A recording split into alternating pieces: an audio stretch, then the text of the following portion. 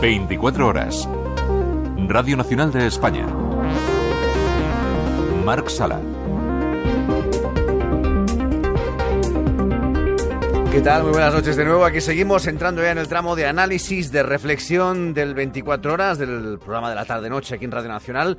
Pero antes nos vamos a quedar hoy con las palabras del secretario general de la Organización Mundial de la Salud, que ha dicho que hay luz al final del túnel. Esto, en un hombre muy poco optimista, hace que empecemos a pensar en que las cosas en 2021 pueden cambiar de alguna manera. Habrá que ver cómo funciona la vacunación, que es un reto mayúsculo. Esperemos que cada paso que se haga con seguridad, pero igual que si empezamos a ver la luz del día, pues habrá que creerse en lo que nos están diciendo los responsables de la Organización Mundial de la Salud. En un momento seguimos y charlamos con el portavoz adjunto del PNV, con Mikel Legarda, pero antes el resumen de la actualidad con Sandra Ordín.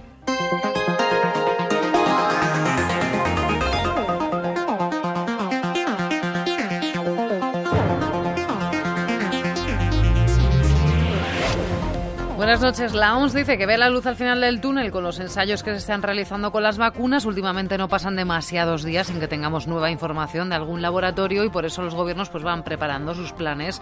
El de España va a ser aprobado mañana por el Consejo de Ministros. Sanidad dice que las vacunaciones comenzarán en cuanto la Agencia Europea del Medicamento dé el visto bueno. Alba Rubio, buenas noches. Buenas noches, así es. A nivel europeo trabajan con 7 vacunas distintas. Con 5 compañías ya hay un contrato firmado y el resto están en estado avanzado de negociación, pero eso no significa que todas vayan a ser autorizadas. Se trata de una compra anticipada para agilizar el proceso y acortar plazos. Lo ha explicado la directora de la Agencia Española del Medicamento, María Jesús Lamas. Esto en absoluto compromete el rigor con el que se evalúan las vacunas y esto es muy importante recalcarlo. No se va a autorizar ninguna vacuna, no se va a administrar ninguna vacuna que no haya sido previamente autorizada por la Agencia Europea de Medicamento. España va a recibir 80 millones de inmunizaciones y todavía no se puede precisar a qué grupo se vacunará antes. Va a depender de las indicaciones finales aprobadas por las agencias reguladoras. Lo que sí se sabe es que la administración de las dosis se realizará a través de la red de atención primaria. Y eso cuando vamos constatando que se va reduciendo la transmisión del virus en nuestro país, Alba. Sí, aunque Canarias no ha podido actualizar sus datos hoy, Sanidad añade casi 26.000 nuevos positivos durante el fin de semana. Son unos 10.000 menos que el lunes anterior. La incidencia acumulada baja 46 puntos desde el viernes. Se sitúa en 374 casos por cada 100.000 habitantes. Con estos datos, Sanidad califica como buena la evolución a nivel nacional. Y esta tendencia también se empieza a notar en la presión hospitalaria, que disminuye muy levemente en camas ordinarias y casi un punto en unidades de críticos, que están en casi el 30%. Eso sí, La Rioja casi dobla esa media. El peor dato es que con los 518 fallecidos del fin de semana ya superamos las 43.000 muertes desde el inicio de la pandemia en nuestro país. Por cierto, que el rey Felipe VI debe guardar cuarentena tras haber coincidido con un positivo. Lucía Yeste, buenas noches. ¿Qué tal? Buenas noches. Sí, 10 días de cuarentena tiene que guardar el rey después de mantener contacto estrecho con un positivo por COVID. Felipe VI ha mantenido hoy su agenda. Por la mañana, reunión con el Comité Científico del Instituto Elcano y por la tarde, audiencia en Zarzuela a uno de los altos mandos de la OTAN de visita en España. Al filo de las 8 de la tarde, la Casa Real ha informado que el jefe del Estado ha tenido conocimiento de que una de las personas con las que ayer mantuvo contacto estrecho ha dado positivo por COVID. Según el protocolo sanitario, debe guardar esa preceptiva cuarentena, por tanto, quedan suspendidas todas las actividades oficiales durante los próximos 10 días. La reina y sus 2 hijas mantendrán su actividad habitual.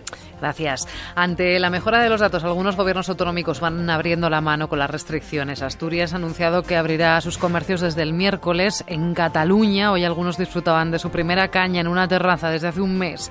Mañana van a abrir teatros y museos. La cultura presencial vuelve, pero a medio gas. Barcelona, Agnes Batlle.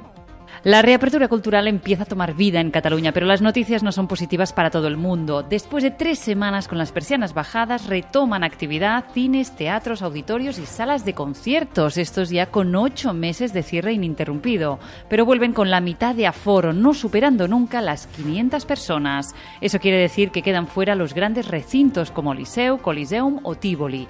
Aparte de reprogramar, ahora hay que volverse a ganar la confianza del espectador y ya hay quien acaba de lanzar campañas campaña promocional de reapertura, como es el caso del Teatre Lliure que dirige Juan Carlos Martel. Celebramos con alegría contenida que esta misma semana podamos abrir al 50% nuestros teatros y empezamos con una campaña de volver al teatro con unos precios reducidos para poder celebrarlo. Y nos solidarizamos con todos aquellos teatros de más de 1.000 localidades para que muy pronto también puedan abrir al menos al 50%. Las salas de conciertos son pocas las que abrirán, más por medicina psicológica que por viabilidad, porque sentados a medio aforo y sin barra, dicen, no les sale a cuenta abrir. Son más de la mitad de salas que esperarán a tener mejores condiciones. La entrada del teatro, cine o conciertos servirá de salvoconducto para volver a casa sobrepasando el toque de queda. Ahora, en unos minutos, en nuestra tertulia, nuestros analistas analizarán la marcha de los presupuestos para 2021 y esa negociación entre PSOE y Podemos sobre, por ejemplo, la ampliación de las medidas antidesahucio ya en vigor, después de que los morados sorprendieran a los socialistas presentando esa enmienda conjunta con Esquerra con Bildu. En 24 horas le hemos preguntado al respecto a la portavoz de Unidas Podemos, Aisa Serrasto, nos ha dicho. Estoy segura que finalmente encontraremos el modo, espero que más pronto que tarde, para creo que hacer lo que debemos con la gente, con la ciudadanía. Por cierto, que a medio camino entre lo político y lo judicial, la Audiencia Nacional ha obligado al Gobierno a informar de los viajes privados del presidente si se hacen en medios oficiales. Vamos a ver en qué términos. Teresa Coto, buenas noches.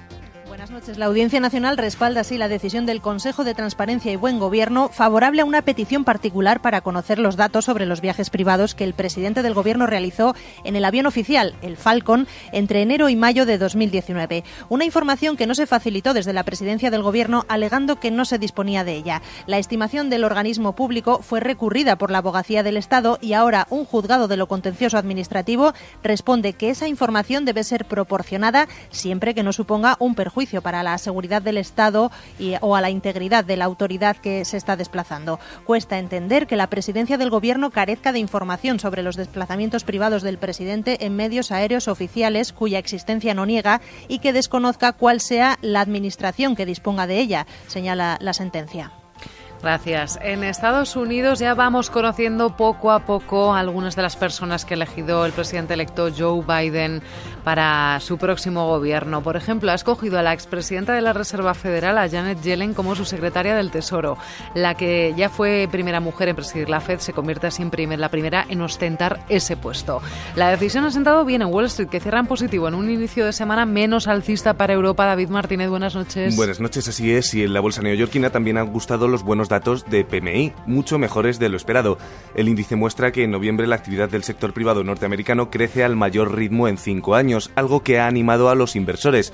Finalmente el Dow Jones avanza un 1,1% y el índice tecnológico Nasdaq un 0,2%. Donde no han gustado los datos del PMI de manufacturas y servicios es en Europa, bastante peores de lo que se esperaba. Las medidas restrictivas para combatir al virus en muchas partes del viejo continente han hecho que el indicador baje a la zona de contracción. Así las cosas, los principales selectivos cerraban prácticamente sin cambios. Es el caso del IBEX 35, que ha acabado en el nivel de los 7.981 puntos. Y en el mercado del crudo se refuerza el petróleo Brent, de referencia en Europa, hasta los $46 el barril. Gracias. Terminamos como siempre con los sorteos de la noche. Cupón de la 11, número premiado 27.298. La paga es para la serie 7. Y en la Bonoloto la combinación ganadora es la 10, 11, 12, 27, 32 y 41. Complementario el 19, reintegro el 2. Radio Nacional de España. Somos tu radio.